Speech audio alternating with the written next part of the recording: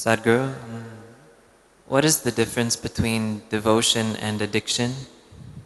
In devotion also, one is in a state where he cannot live without his object of devotion. So what is the difference? Addiction is usually to substances. Devotion is towards something that you hold. You can only be devout towards something that you hold way above yourself. Devotion cannot be practiced. It cannot be cultivated or cultured. When you are overwhelmed by something or somebody, that you see something or somebody way above yourself, far beyond yourself, naturally devotion comes. It's very natural. Addiction comes because you taste something and you like the taste of it or the experience of it, you want to do it little more and little more and little more, after some time you're trapped in it. But a devotee looks more like an addict than an addict. An addict can hide his addiction, a devotee cannot hide his devotion. That's his problem.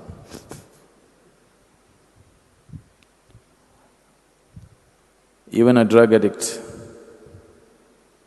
if he has little bit of control over himself, he can make himself look very normal and deceive the whole world.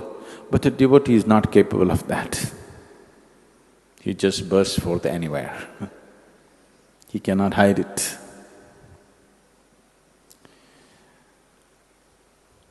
This question of devotion and addiction coming together,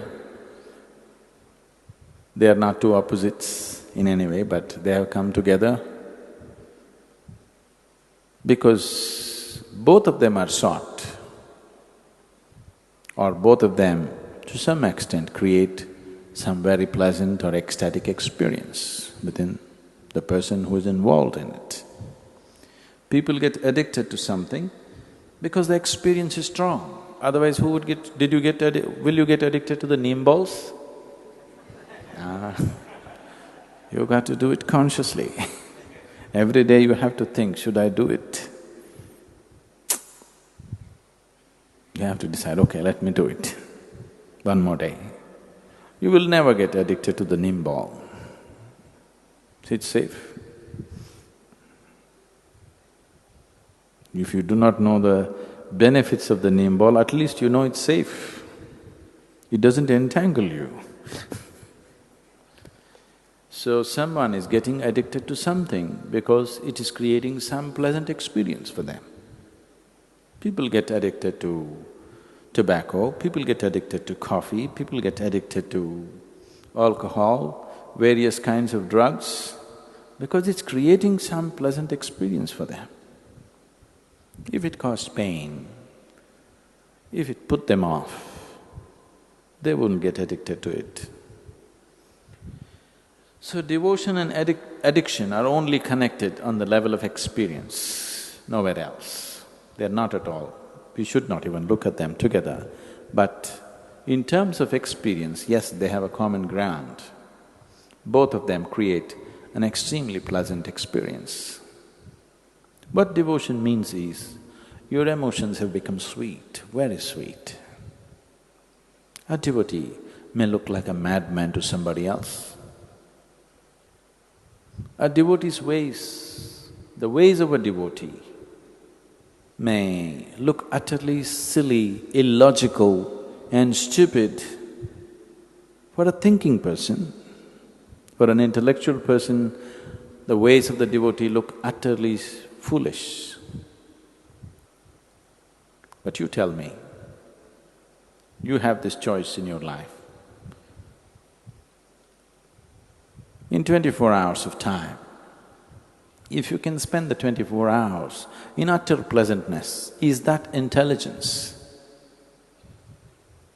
Or going through all kinds of turmoil in your mind, which has nothing to do with the reality, is that intelligence?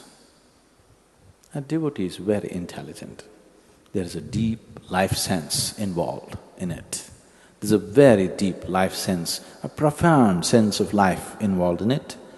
He has understood that ultimately the most important thing is, if you make this experience of life extremely pleasant, 24 hours of the day, all the time, through your life, if you make the experience of you being here totally pleasant, then nothing will entangle you, everything will release you. He has understood that. It's a very deep sense of intelligence.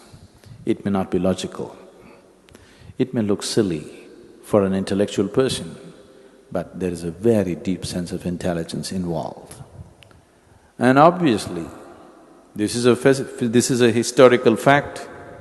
More devotees have attained to the ultimate than any other way. Devotion has always been the quickest and most successful way. But only problem is, they may look like nuts to the rest of the society. If you don't mind looking like a nut, or if you've realized you're one, whichever way, then there is no problem being a devotee. Devotees are fools who are not even thinking about their well-being. But they don't have to think about it because they found their well-being. Only those who have not found it have to constantly think about well-being, isn't it? A devotee is well. If he has to die tomorrow, he is still well. That's how he is. So he's found his well-being, so he doesn't think about it. He doesn't feel the need to think about his well-being because he's well, really well within himself. So it's a very, very profound sense of life. If this life sense is dissected and analyzed, it doesn't make sense, but in your experience it makes sense. So devotion also causes ecstasy. Today, simple lumps of chemicals are also labeled ecstasy. Tablets are called ecstasy. If there was a tablet, if you popped it, for the rest of your life you are going to be ecstatic, I'm not against it. I'm okay with it. What's the problem?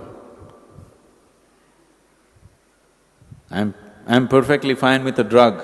If there was a drug that you can take it, for the rest of your life you're ecstatic, what is the problem? Let's take it. But the problem is, it just gets you on a high for some time and then dumps you in such a bad way.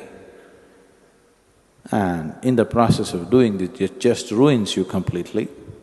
That's the problem. If there were no side effects, if you pop one pill and… or even one pill a day, like vitamin, if you pop something, an LSD or an ecstasy or whatever the names they have for it, and for the whole day you're ecstatic and there's no damage to the body, you will live well and your intelligence still functions. That's important. If your intelligence still functions and it expands you and makes you enhanced in every way, I don't see what's wrong with the drug. But that's not what the drug does. It's just that with the drug, with the addiction, both the physicality and the mentality, both the body and the mind shrinks. The physical capabilities will shrink and the mental capabilities will shrink. So as a human being, you're not enhanced, you're destroyed. But devotion makes you hugely enhanced. Things that you never thought you could do, now you can do because there is no limitation on you. A devotee is also insane with ecstasy, but he will never jump off a mountain or he will never jump off a high-rise building. This happened to lots of people in United States during the 60s. People jumped off high-rise buildings because they were on LSD and they thought they're free and they could fly. Devotee also feels like that, but he will never jump off because his mind and body is in full function, because he's in such a state of pleasantness within himself. So, addiction shrinks you Devotion enhances you. Both of them could be pleasant experiences. Addiction can give you moments of pleasantness. Devotion gives you a constant sense of pleasantness. But the most important thing, it enhances you, expands you, makes you all-inclusive. Addiction pushes you to a corner, makes you totally exclusive, to a point where after a period of addiction, most people become neurotic or broken with anxieties or depression. Because the mind is broken, the body is broken. So one enhances you, another destroys you. That's the big difference.